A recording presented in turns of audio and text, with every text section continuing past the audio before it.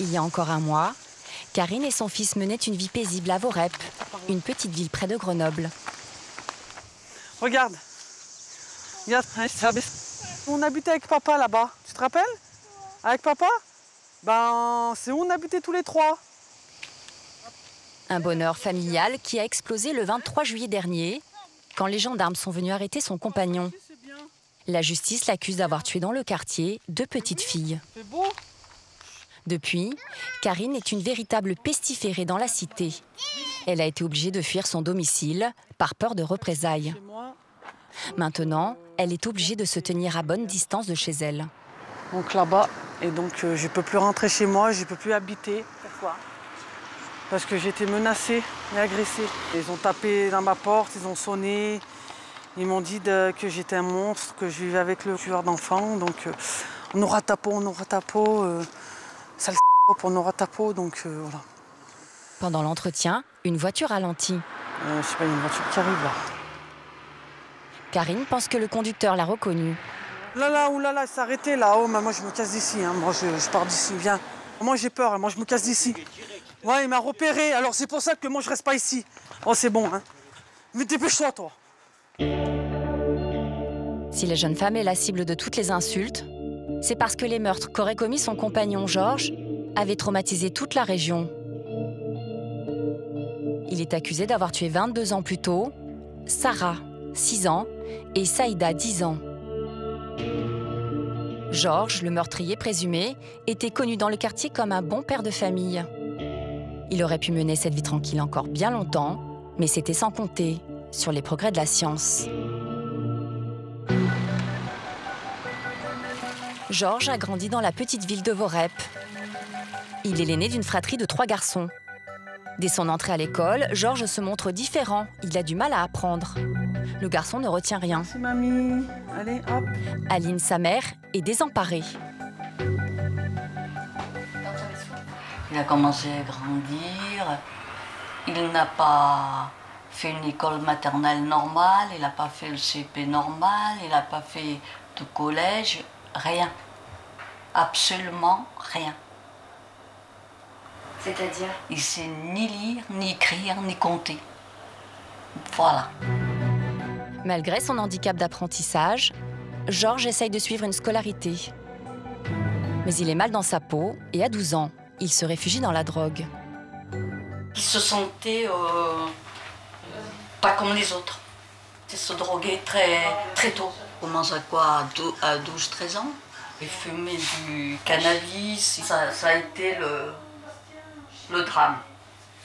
À son comportement, il venait affreux. À cause de ça, à cause de la drogue? Oui, certainement. Affreux. Sa consommation excessive de drogue le rend même violent.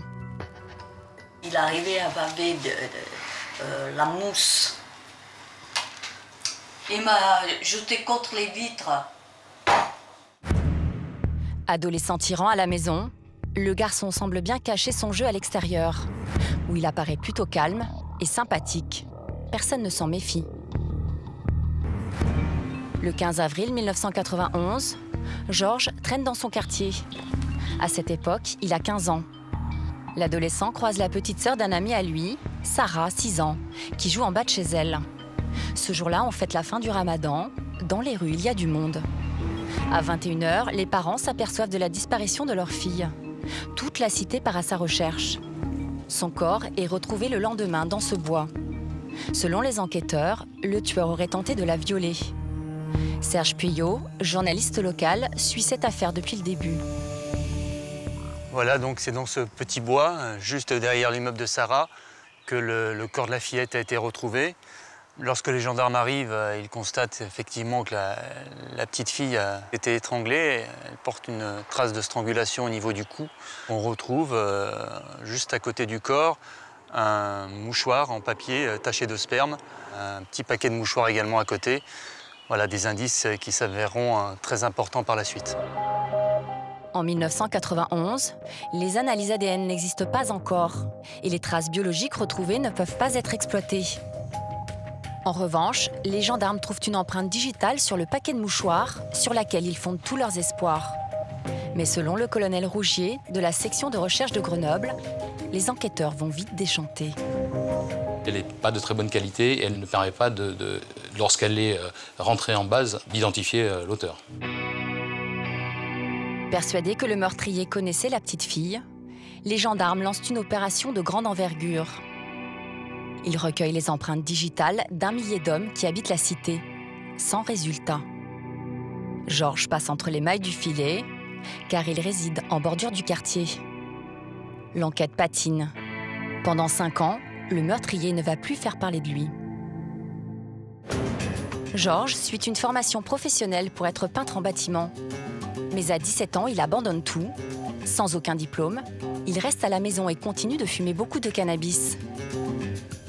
Les crises de violence de Georges empirent, tellement que sa mère est obligée de faire appel aux gendarmes. Le jeune homme est interné dans cet hôpital psychiatrique à Saint-Égrève. Il en ressort au bout de quelques jours, car les médecins ne l'auraient pas jugé dangereux. Pourtant, le dimanche 24 novembre 1996, Georges serait repassé à l'acte. Le jeune homme a maintenant 21 ans. Il se balade à VTT dans le quartier où a eu lieu le premier meurtre. Là encore, comme la première fois sur son chemin, il rencontre la petite sœur d'un ami à lui, Saïda. La fillette de 10 ans se rend au gymnase de son quartier, mais elle disparaît subitement. Son corps est retrouvé 2 jours plus tard, à quelques kilomètres de son domicile. Donc c'est au bord de ce canal que la petite Saïda Berche a été retrouvée en 1996. Le corps était en partie immergé dans l'eau. L'autopsie démontrera qu'elle n'a pas été violée, qu'elle est morte étranglée. Son agresseur l'a étranglée avec une manche de son sweatshirt. On sait que l'eau crée pas mal de dégâts, notamment au niveau d'éventuelles empreintes ou de l'ADN. Donc les gendarmes sont confrontés effectivement à de grosses difficultés au niveau des relevés d'indices sur cette scène de crime. À cette époque, les techniques de recherche ADN en sont à leur balbutiement. Les analyses sur les vêtements de la petite fille ne donnent rien. Les gendarmes passent la zone au peigne fin. Ils espèrent y trouver une preuve qui les mènera au meurtrier. Sans succès. L'enquête ne repose plus que sur des témoignages assez vagues. Certains témoins ont vu la fillette accompagnée d'un jeune en VTT qui donc progressait sur un chemin qui est situé un peu en amont. Et ensuite, d'autres témoins ont vu ce jeune en VTT revenir seul. Des dizaines de jeunes possédant un VTT sont alors entendus. Et parmi eux, Georges. Le jeune homme raconte qu'il s'est bien promené à vélo cet après-midi-là. Mais à aucun moment, il n'aurait croisé Saïda. Les enquêteurs n'ont pas de raison de le suspecter et le laissent repartir. Pas de preuves matérielles exploitables, pas de pistes sérieuses. Seule conviction pour les gendarmes, ce crime ressemble étrangement au meurtre de Sarah. Pendant plus de 20 ans, ils vont chercher le meurtrier, sans succès.